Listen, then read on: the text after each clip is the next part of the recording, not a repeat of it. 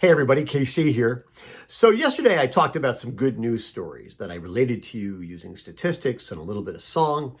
And a morning newsbeat reader saw it and actually sent me another column that had appeared in medium.com. And basically this was entitled 99 Good News Stories That You Probably Didn't Hear About in 2021. And they got that absolutely right. I have to say, I read a lot of news. I hadn't heard of most of these things. And there are some really interesting nuggets in there that made me feel pretty good. So let me share some of them with you. Now, in the health and science area, beyond the enormous success of the COVID-19 vaccines and the speed with which they were developed and then distributed, there are a bunch of notable achievements. For example, it wasn't just COVID-19.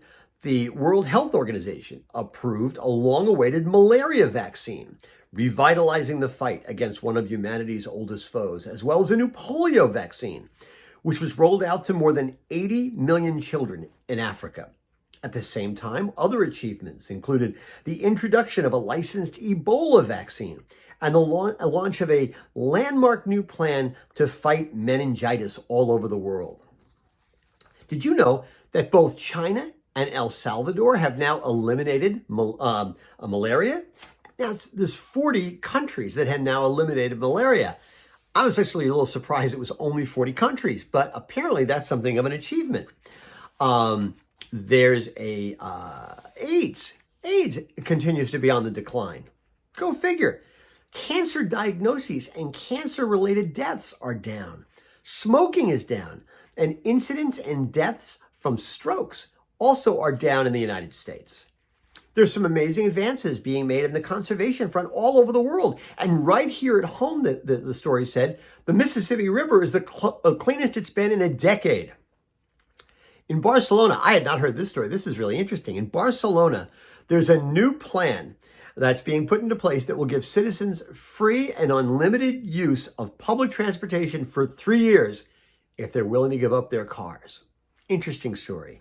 Here in the United States, the bald eagle has quadrupled its population in the past decade, and there are now more than 300,000 of them soaring all over the country.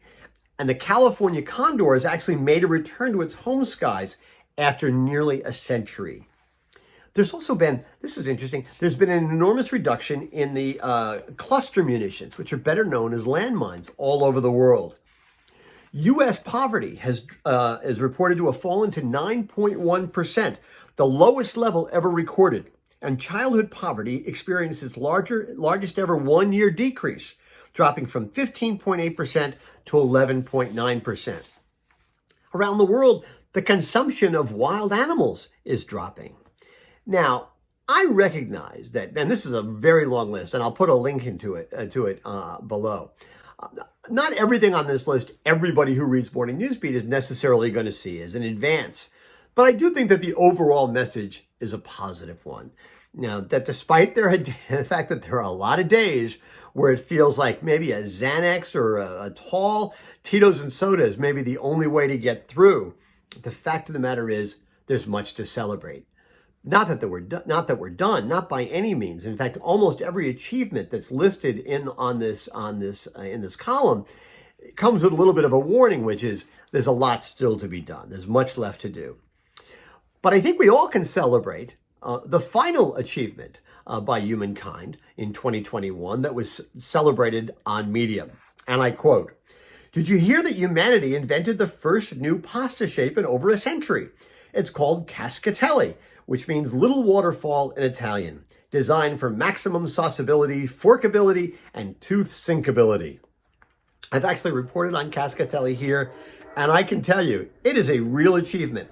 Small, but very, very tasty. And you know something?